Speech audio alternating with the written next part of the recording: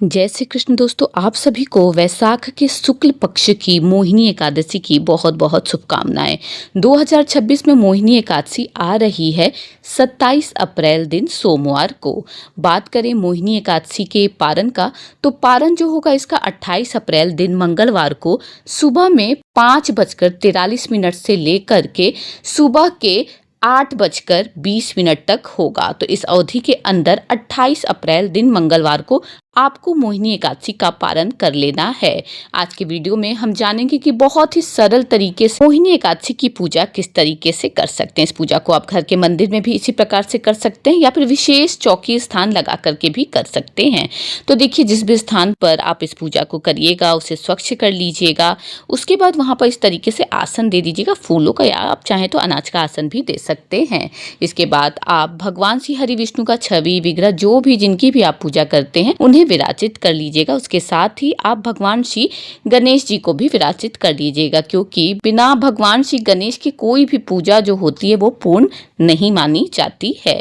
इसके बाद आप एक कलश में जल भर करके भी रख लीजिएगा, साथ ही उसमें तुलसी पत्र अवश्य से डाल लीजिएगा, क्योंकि कलश में जल भर करके रखना बहुत ही अनिवार्य होता है जब भी कोई हम पूजा करते हैं। तो यहाँ पर हमने कलश में जल भर लिया है, साथ ही उसमें हमने तुलसी पत्र भी डाल लिया है।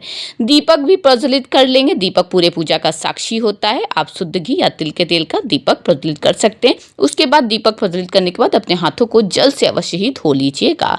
दाएं हाथ में पुष्प लेकर के हम मोहिनी एकादशी की व्रत और पूजा का संकल्प लेंगे। उसके बाद पुष्प भगवान के चरणों में समर्पित कर देंगे, यह कहकर कि भगवान मेरे पूजा को पूर्णता प्रदान करे, मेरे मन की मनोकामना को पूर्ण। उसके पश्चात सभी देवतागण को हम यहाँ पर जल का छींटा मार के सांकेतिक स्नान करवा देंगे पुष्प के माध्यम से। उसके बाद हम वस्त्र स्वरूपी कलावा भगवान श्री गणेश को, उसके बाद भगवान श्री हरि विष्णु को समर्पित करेंगे। वस्त्र स्वरूपी कलावा समर्पित करने के पश्चात हम भगवान श्री गणेश को, भगवान श्री हरि विष्णु को तिलक लगाएंगे, जो कि बहुत ही विशेष होता है। तिलक लगाने के पश्चात हम यहाँ पर दीपक और कलश पर भी तिलक कर देंगे, और जितने भी छवि में देवतागण दिख रहे हैं सभी को हम तिलक कर देंगे।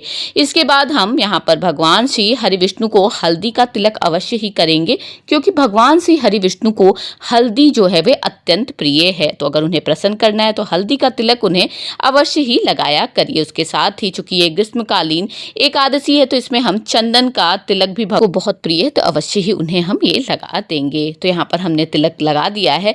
अब हम यहाँ पर भगवान को इत्र की सेवा प्रदान करेंगे। जी हाँ, इत्र की सेवा से भगवान बहुत ही अति शीघ्र रीझते हैं, तो उन्हें इत्र जरूर से लगाया करिए पूजा के दौरान।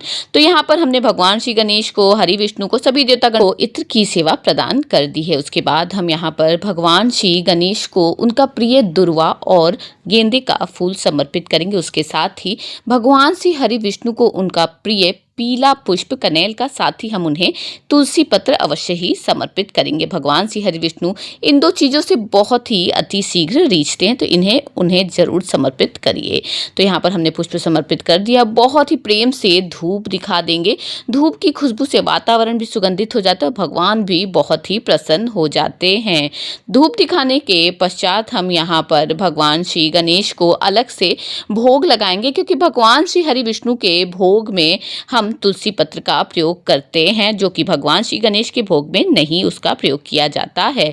तो यहाँ पर हमने भगवान श्री विष्णु के भोग में तुलसी पत्र डाल दिया है। अब हम इन्हें भगवान श्री विष्णु को समर्पित कर देंगे। तो यहाँ पर हमने भगवान श्री हरि विष्णु को भोग समर्पित कर दिया है। उसके पश्चात हम यहाँ पर दक्षिणा समर्पित करेंगे। दक्षिणा का उद्देश्य पूजा की कमियों को समाप्त करना होता है, तो दक्षिणा जरूर से पूजा में समर्पित किया कीजिए। उसके बाद दाएं हाथ में पुष्प लेकर के हम मोहिनी एकादशी की व्रत कथा को सुनेंगे।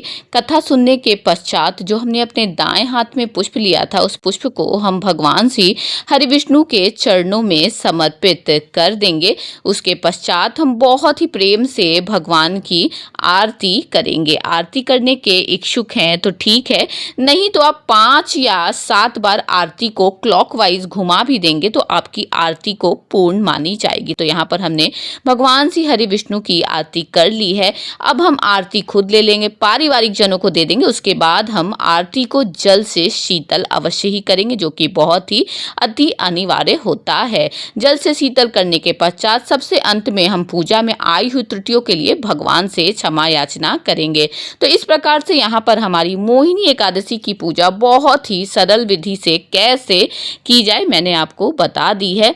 अगर आपको मेरा ये वीडियो जरा भी हेल्पफुल लगा हो, जरा भी पसंद आया हो, तो प्लीज़ दोस्तों मेरे चैनल को लाइक करिए, सब्सक्राइब करिए, इस वीडियो को और लोगों तक भी शेयर करिए ताकि इतनी अच्छी जानकारी और लोगों तक भी पहुंच सके। तो एक बार फिर से आप सभी को मोहिनी एकादशी की बहुत बहुत शुभकामनाएं। जय श्री हरि विष्णु, जय श्री कृष्ण।